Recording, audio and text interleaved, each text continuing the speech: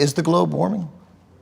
Yeah, the average temperature goes up. I mean, it's been going up for hundreds of years, and in the last 150, it's gone up by about 1.4 degrees Fahrenheit. August was the warmest August ever. 1.5 so there are degrees about these things, but anytime you're on an upslope, hold on a second. Let's just take the 1930s, right? So the 1930s is a time with insignificant CO2 emissions, and it's a period of time, through the beginning of the century to that part of the century where people can't really explain why it got significantly warmer. But that's when you had some of the biggest climate disasters in history. That's when you had the Dust Bowl, that kind of thing. So you had natural, non-man-made warming there, and at any given point, you could have said, "Oh, it's the hottest August in history.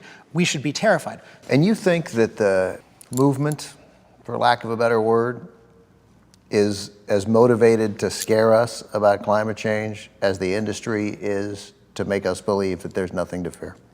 I mean, I don't see what the... They're much more successful. I would argue they're not as successful because we haven't really seen it yet. We haven't seen what?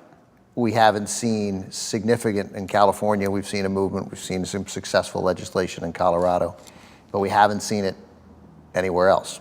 We haven't seen a national movement. We haven't changed our energy policy. In Europe, you have it all over the place. So often what happens is first you have mandates, then you have bans. So you have a lot of mandates. So I was in Belgium recently doing some speaking, and they talked about how in the past couple of years, because of these, I would call them unreliables mandates, their prices have gone up by a factor. What's the motivation of 3. of the movement? What is the motivation?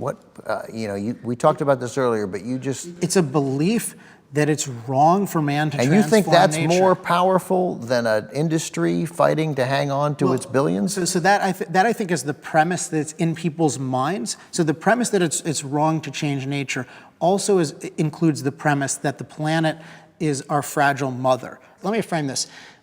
First of all, the concern here has to be human life. What is going to maximize human well-being? And to do this, what we have to do is we have to look carefully at what are the unique positives of fossil fuels and what are the unique negatives of fossil fuels compared to our alternatives.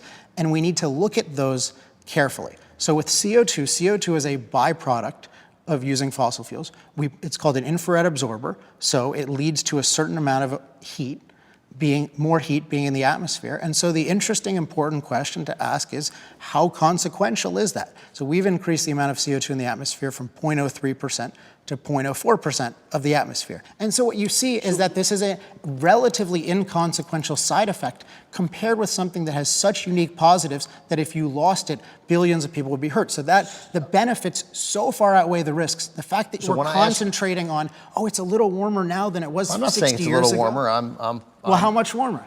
Well, August was 1.58 degrees above the 20th century average, hottest August we'd ever had. Breaking the record set last year. We've ever had with modern instrumentation. Not that the planet has ever had. By planetary standards, it's super cold. You understand that the environmentalists, that people who are concerned about this, say that you say it's a random 30 years. I'm not saying it's a random 30 years. It's the last 30 years. This is the 30 years we're living. This is when they say the effects have begun to manifest themselves. You're on a warming trend for hundreds of years, though, so it's no surprise. But even if we had caused it, the point is it's mild, and the point is, why don't you care about the catastrophic losses we would suffer from following these unreliables? Because I don't think you're correct, and I don't think you know either. You say they don't know. I would argue that you don't know either what the effects what the catastrophic effects would be if we provided no energy to these people. Then I agree. Well, that's what's happening now. What do you mean that's what's happening now? You just said that the fossil fuel industry was this rapidly growing industry. We're providing this energy. Right, so it's brought billions out of poverty in the last 30 years or so. Billions out of poverty? Yeah. We have billions fewer people in poverty than we had 30 years ago? Well, I mean, their level of poverty has decreased dramatically. China and India, you've got over 2.5 billion people in those countries combined. You've got life expectancy up by over 6 years in both. You've got income dramatically up. And not coincidentally, you have fossil fuel use increasing by 5 times with oil, 5 times with coal. So, right, but life expectancy hasn't increased because of fossil fuels. Really? Yeah. It's increased because we're able to communicate with people, because we've invented vaccines, we've vaccinated people. Yeah, but let's get to the nature of energy. So you say it wasn't fossil fuel energy, it was vaccines and communication. So you can point to everything: agriculture, manufacturing, the proliferation of goods. All of this is necessarily tied to more access to energy. So to me, there's something missing in terms of getting how significant energy is, because energy is our ability to use machines to do work for us to improve our lives.